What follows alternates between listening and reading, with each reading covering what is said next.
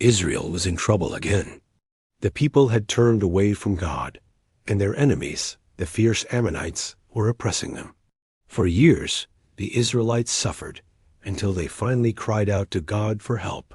And God prepared to deliver, but from the most unexpected of places. His name was Jephthah. He was a mighty warrior, but his past was filled with shame. The son of a prostitute, he was driven away by his own brothers, who told him, "You will have no inheritance among us." Rejected and alone, Jephthah fled to a wild, forgotten land called Tob. There, he didn't just survive, he thrived.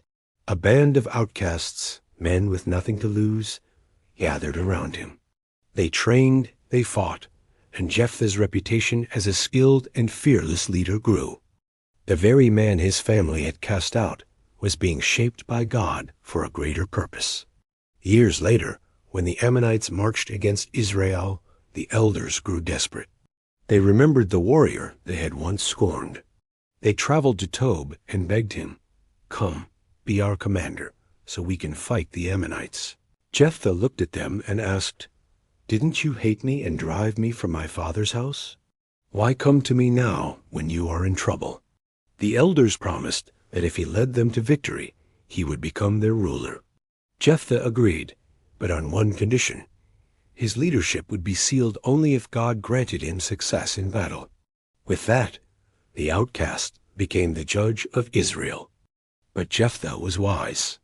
Before rushing into war, he sought peace. He sent messengers to the Ammonite king, explaining that Israel had not stolen the land. It was a gift from God. But his words were ignored. War was inevitable. As the battle loomed, Jephthah made a solemn vow to God. He prayed, "If you give me victory over the Ammonites, whatever comes out of my house to meet me when I return in peace will be dedicated to the Lord." The Spirit of the Lord came upon him, and he led Israel into a fierce battle. God granted them a mighty victory, and the Ammonites were crushed. Israel was finally free. But as Jephthah returned home, his joy turned to horror. The first person to greet him, dancing and celebrating his return, was his only daughter. Heartbroken, Jephthah tore his clothes. "My daughter," he cried, "I have made a vow to the Lord, and I cannot take it back." With incredible faith, she replied, "My father, do as you have promised, for the Lord has given you victory."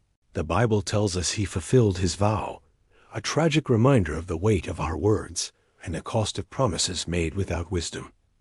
Jephthah judged Israel for 6 years. He wasn't perfect, but he was chosen. Rejected by men, he was used by God to save a nation.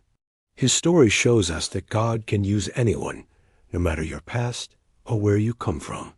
What truly matters is your willingness to obey and trust him with your future.